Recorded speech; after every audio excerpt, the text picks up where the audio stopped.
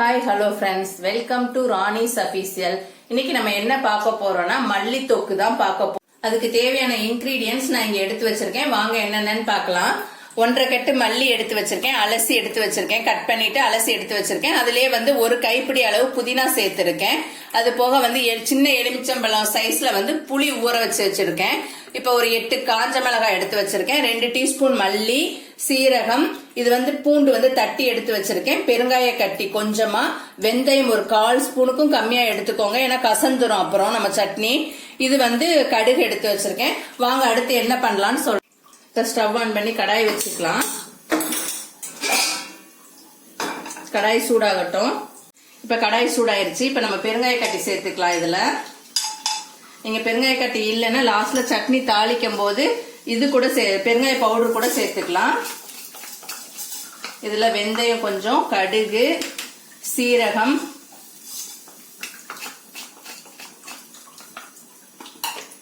தனியா விதை, இது லைட்டா வறுத்துக்கலாம். அதுக்கப்புறம் நம்ம காஞ்ச மிளகாய் சேர்த்துக்கலாம். அடுப்பை மீடியம் ஃப்ளேம்ல வச்சே வருங்க, அப்பதான் நல்லா வறுபடும். நான் வறுத்துட்டு காமிக்கிறேன். இப்ப இது கொஞ்சம் நல்லா வறுபட்ட ஆரம்பிச்சிருச்சு. இப்ப நம்ம காஞ்ச மிளகாய் சேர்த்துக்கலாம். உங்க காரத்துக்கு எவ்வளவு தேவையோ அதுக்கு ஏற்ப நீங்க சேர்த்துக்கோங்க.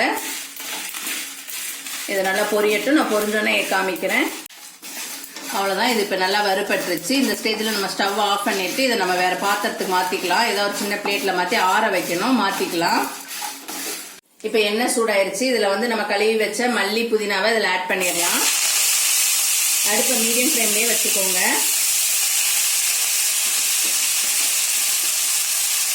நல்லா கலந்துடுங்க எல்லாத்தையும்.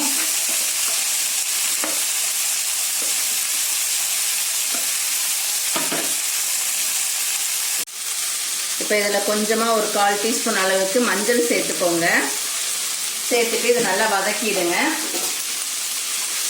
ரொம்ப கலர் சேஞ்ச் ஆகிற வரைக்கும் வதக்க வேண்டாம். அந்த கிரீன் அப்படி இருக்கிற மாதிரி வதக்கிக்கோங்க. மீடியம் ஃப்ளேம்லயே வதக்குங்க. இலை கொஞ்சம் சுருங்கி வந்தா போதும். இதை நான் வதக்கிட்டு காமிக்கிறேன். அவ்வளவுதான். இலை நல்லா சுருங்கி வர ஆரம்பிச்சிருச்சு. இது ஃபுல்லா வதக்கணும்னு இல்லை, இலை லைட்டா சுருங்க ஆரம்பிச்சாலே போதும். அந்த அளவு வதங்கினா போதும். ரொம்ப வதக்குனீங்கன்னா கலர் சேஞ்ச் ஆயிடும். அவ்வளவுதான். இந்த ஸ்டேஜ்ல நம்ம இதை இறக்கி இதையும் நல்லா ஆற வைக்கணும். ஆற வச்சுட்டு நான் ரெடி பண்ணும்போது காமிக்கிறேன். இப்ப நம்ம வறுத்து வச்சதெல்லாம் நல்லா ஆறிடுச்சு. இதை நம்ம ஜார்ல சேர்த்துக்கலாம். இதை கொர கொரன்னு கொஞ்சம் பவுடர் மாதிரி கொர கொரன்னு அரைச்சி எடுத்துட்டு வரணும். நான் எடுத்துட்டு காமிக்கிறேன். இப்ப நான் பவுடர் பண்ணி எடுத்துட்டு வந்துட்டேன். இது மாதிரி கொஞ்சம் கொர கொரன்னு அரைச்சி எடுத்துக்கோங்க. அப்பதான் நம்ம அந்த தொக்கு பண்ணும்போது இது கரெக்டா இருக்கும், சாப்பிடறதுக்கு டேஸ்டா இருக்கும். இப்ப அடுத்து நம்ம ஆற வச்ச அந்த மல்லியும் புதினாவும் இங்க எடுத்து வச்சிருக்கேன். இதுவும் ஆறிடுச்சு. இதையும் நம்ம மிக்சியில போட்டு நல்லா அரைச்சி எடுத்துட்டு வந்துடலாம். நான் அரைச்சிட்டு காமிக்கிறேன். இப்ப மல்லி புதினாவை நான் மிக்சி ஜார்ல சேர்த்துட்டேன். இதுல தண்ணிக்கு பதிலா நம்ம எடுத்து வச்ச அந்த புளியை லைட்டா கரைச்சு அந்த தண்ணியவே இதுல சேர்த்துக்கலாம். கொஞ்சமா கொஞ்சமா சேர்த்து இதை வச்சே நம்ம அரைச்சி எடுத்துட்டு வந்துடலாம். ரொம்ப நைஸா அரைச்சிடாதீங்க, கொஞ்சம் ஓரளவு கொர கொரன்னு அரைங்க, அப்பதான் நல்லா இருக்கும். நான் அரைச்சிட்டு காமிக்கிறேன். அவ்வளவுதான். மல்லி புதினாவை அரைச்சிட்டேன். இந்த மாதிரி கொஞ்சம் கொர கொரன்னு அரைச்சிக்கோங்க. அப்பதான் நம்ம செய்யும் போது கரெக்டா வதக்கி எடுக்கும் போது கரெக்டா இருக்கும். அவ்வளவுதான். இதை அடுத்து என்ன பண்ணலாம் நான் காமிக்கிறேன். இப்ப ஸ்டவ் ஆன் பண்ணிடலாம்.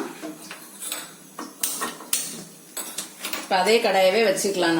நான் அதே கடாயை தான் வச்சிருக்கேன். கடாய் லைட்டா சூடாகட்டும். அவ்வளவுதான். கடாய் சூடாயிருச்சு. இதுல நம்ம நல்லெண்ணெய் சேர்த்துக்கலாம். கொஞ்சம் நல்லெண்ணெய் இந்த தொக்குக்கு கொஞ்சம் தாராளமா இருக்கணும், அப்பதான் நல்லா இருக்கும் சாப்பிடறதுக்கு. நான் கொஞ்சம் எக்ஸ்ட்ராவே ஊத்தி இருக்கேன். எண்ணெய் சூடாகட்டும். சூடானோடனே காமிக்கிறேன். அவ்வளவுதான். எண்ணெய் சூடாயிருச்சு. இப்ப நம்ம கடுகு சேர்த்துக்கலாம். நான் ஒரு 2 டீஸ்பூன் அளவுக்கு சேர்த்திருக்கேன். கடுகு பொரிஞ்சு வரட்டும் நல்லா.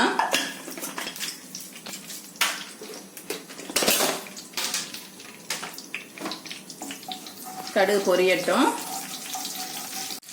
அவ்வளவுதான். கடுகு பொரிஞ்சு வந்த உடனேவே நம்ம ஸ்டவ்வை மீடியம் ஃப்ளேம்ல வச்சிடணும். ஏன்னா அதுக்கு அடுத்தடுத்து போட போட நம்ம எல்லாமே கரிஞ்சிரும். நம்ம போடுற ஐட்டம்லாம் காஞ்ச மிளகாய், கருவேப்பிலை இதெல்லாம் தீஞ்சிருச்சுன்னா நல்லா இருக்காது.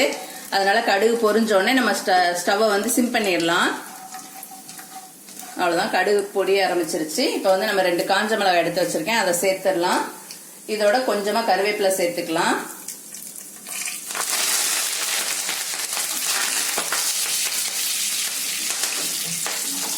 இது நல்லா கொஞ்சம் பொரியட்டும். இப்போ நம்ம தட்டி வச்ச பூண்டை வந்து இதில் சேர்த்துக்கலாம். நான் பூண்டு வந்து ஒரு 7-8 பல்லு தட்டி வச்சிருக்கேன். இதை நான் தோலோட தட்டி வச்சிருக்கேன். நீங்கள் வேணும்னா தோலோட தட்டிக்கோங்க. அப்படி இல்லைன்னா நீங்கள் தோலை உரிச்சிட்டு கூட தட்டி எடுத்துக்கலாம். இது நல்லா பொரியட்டும். இந்த எண்ணெயிலேயே மீடியம் ஃப்ளேம்லேயே வச்சு பொரிய வைங்க. நான் பொரிச்சிட்டு காமிக்கிறேன். அதான் பூண்டு நல்லா பொரிய ஆரம்பிச்சிருச்சு. இப்போ வந்து நம்ம பவுடர் பண்ணி வச்சிருந்தோம்ல அந்த மிளகாத்தூளை இதில் சேர்த்துக்கலாம். இந்த பவுடர் ஃபுல்லாக அப்படி சேர்த்துக்கலாம். காரத்துக்கு தகுந்த மாதிரி நீங்கள் சேர்த்துக்கோங்க. சேர்த்து நல்லா கலந்து விட்டுருங்க எண்ணெயோட. ஸ்டவ்வை அப்படி மீடியம்லேயே வச்சுக்கோங்க, இல்லைன்னா தீஞ்சிடும். தீஞ்சிருச்சுன்னா நல்லா இருக்காது. அவ்வளோதான். இது நல்லா எண்ணெயில் மிக்ஸ் பண்ணியாச்சு.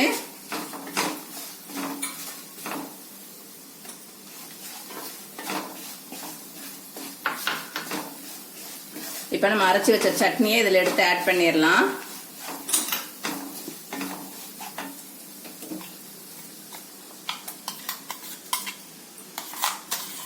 நான் சட்னி ஃபுல்லாக ஆட் பண்ணிட்டு காமிக்கிறேன்.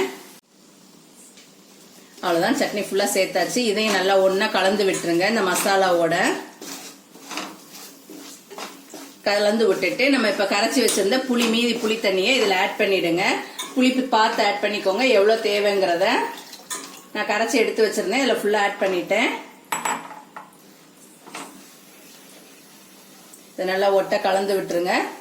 இப்பதான் நம்ம உப்பே சேர்க்க போறோம். உப்பு சேர்த்துக்கலாம். இதுக்கு தேவையான அளவு உப்பு சேர்த்துக்கலாம். இப்ப இந்த சட்னிக்கு தேவையான அளவு உப்பு சேர்த்துக்கலாம். இதை ஃபுல்லா நல்லா ஒட்ட கலந்து விடுங்க. இது நல்லா கலந்து நல்லா நம்ம ஊத்துன எண்ணெய் எல்லாம் பிரிஞ்சு வரணும். இது நல்லா கொதிக்கட்டும். மூடி போட்டு அப்படி சிம்லயே வச்சு கொதிக்க விடுங்க. நான் கொதிச்சு இறக்கும் போது காமிக்கிறேன். 5 நிமிஷத்துக்கு மேல ஆயிடுச்சு. நம்ம சட்னியை திறந்து பார்க்கலாம். இங்க பாருங்க, சட்னி எவ்வளவு திக்கா நல்லா நம்ம ஊத்துன எண்ணெய் எல்லாம் மேல சுத்தி வர ஆரம்பிச்சிருச்சு. இதை நல்லா அப்படி கலந்து விட்டுருங்க ஒன்னோட ஒன்னா. உங்களுக்கு இந்த அளவு கொஞ்சம் இருந்தா இந்த அளவு இருந்தா போதும். இல்ல இன்னும் கிரேவி மாதிரி வேணும்னா இன்னும் கொஞ்சம் நேரம் கொதிக்க விடுங்க.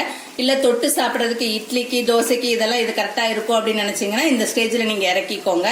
நான் இந்த ஸ்டேஜ்ல இப்ப இறக்க போறேன். இதுல வந்து நீங்க மேல கொத்தமல்லி தலை தூவி இறக்கணும்னா இறக்கலாம். இல்ல அப்படின்னீங்கன்னா நீங்க இப்படி இறக்கி வச்சிடலாம். இப்படி இறக்கி வச்சீங்கன்னா இதை 10 நாள் வரைக்கும் ஸ்டோர் பண்ணி வச்சுக்கலாம். இதை இட்லி தோசை சாதம் எல்லாத்துக்குமே யூஸ் பண்ணலாம். அவ்வளவுதான். நான் ஸ்டவ் ஆஃப் பண்ணி இதை இறக்கிடுறேன். இப்ப டேஸ்டான கொத்தமல்லி தொக்கு ரெடி ஆயிடுச்சு. இப்ப இந்த கொத்தமல்லி தொக்கை வந்து நான் இட்லியோட பரிமாறி இருக்கேன். நீங்க வந்து இதை இட்லி தோசை இந்த மாதிரி ஐட்டத்திலயும் யூஸ் பண்ணலாம். சாதத்துக்கும் நீங்க கலந்து சாப்பிடலாம். நான் முன்ன சொன்ன மாதிரியே தான். இதுல வந்து நீங்க லாஸ்ட்ல ஃபைனலா கொத்தமல்லி தலை தூவாம நீங்க இதே ஸ்டேஜ்ல இறக்கிட்டீங்கன்னா இதை நம்ம 10 நாள் வந்து நம்ம ஃப்ரிட்ஜ்ல வச்சு நம்ம சேவ் பண்ணி சாப்பிடலாம். இது வந்து சாதத்துல கலந்து சாப்பிடும்போது இன்னும் நல்லா இருக்கும். நீங்க லஞ்ச் பாக்ஸ் ரெசிபியா கூட உங்க பசங்களுக்கு இந்த தொக்கை போட்டு கட்டி கொடுத்து அனுப்பலாம். நல்லா இருக்கும் டேஸ்டா. நீங்க இதை உங்க வீட்டுல ட்ரை பண்ணி பார்த்துட்டு எப்படி இருந்துச்சுன்னு கமெண்ட் பாக்ஸ்ல கமெண்ட் பண்ணுங்க. இந்த வீடியோ உங்களுக்கு பிடிச்சிருந்துச்சுன்னா லைக் பண்ணுங்க, ஷேர் பண்ணுங்க, கமெண்ட் பண்ணுங்க. மறக்காம ராணிஸ் அபிஷியலை சப்ஸ்கிரைப் பண்ணுங்க. பக்கத்துல உள்ள பெல் ஐக்கானை கிளிக் பண்ணுங்க. அப்பதான் நான் வீடியோ போட்டோன்னே நோட்டிபிகேஷன் வரும். நாளைக்கு வேறொரு வீடியோல நான் உங்களை சந்திக்கிறேன். அது வரைக்கும் உங்கள் ராணிஸ் அபிஷியல்.